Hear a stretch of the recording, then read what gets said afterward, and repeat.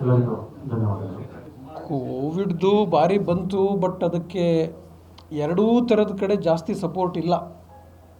ಆ ಟೈಮಲ್ಲಿ ಇದೇ ಇನ್ಫ್ಲಮೇಷನ್ನೇ, ಯಾವುದೇ ಬ್ಲಡ್ ವೆಸಲ್ಲು ನಮ್ಮ ದೇಹದ ಯಾವುದೇ ಇನ್ಫ್ಲಮೇಷನ್ ಅಥವಾ ಇನ್ಫೆಕ್ಷನ್ ಆದರೆ ರಕ್ತನಾಳಗಳ ಒಳಗಡೆ ನಮಗೆ ತರಚದ ಗಾಯಗಳು ಯಾವುದೇ ಮಾಡಿದ್ರು ಕೂಡ, ಅದು ಕೋವಿಡ್ ಇರಲಿ, ಇನ್ನೊಂದಿರಲಿ, ಕೆಮಿಕಲ್ಸ್ ಇರಲಿ, ನಾವು ಬ್ರೀತ್ ಮಾಡೋಂಥದ್ದು ವ್ಯಾಕ್ಸಿನ್ದೇನು ಹೇಳ್ತಾ ಇರೋದು ನನಗೆ.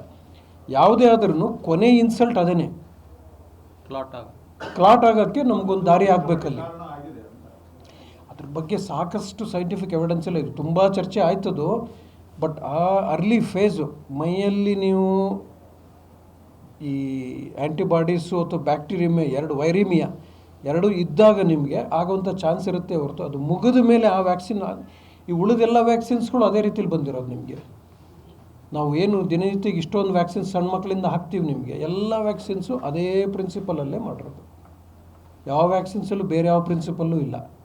ಹೀಗಾಗಿ ತಾನೇ ಇಂಡಿಯಾದಲ್ಲಿ ನಾವು ಬೇಗ ವ್ಯಾಕ್ಸಿನ್ಸ್ಗಳು ಟನ್ಗಟ್ಟಲೆ ಮಾಡಿ ಪ್ರಪಂಚಕ್ಕೆಲ್ಲ ಕೊಡಲಿಕ್ಕಾಯ್ತು. ಯಾವ ಚೇಂಜಸ್ಸು ಇಲ್ಲ. ಏನು ಹೇಳಿ? ಇಲ್ಲ, ಕರೆಕ್ಟು. ಕ್ಲಿನಿಕಲ್ ಟ್ರಯಲ್ ಮಾಡಿ ಬಿಡೋಕ್ಕೆ ಆ ಸಿಚುವೇಶನ್ ನೋಡಿದ್ರಲ್ಲ ಹೇಗಿತ್ತು ಅಂತ.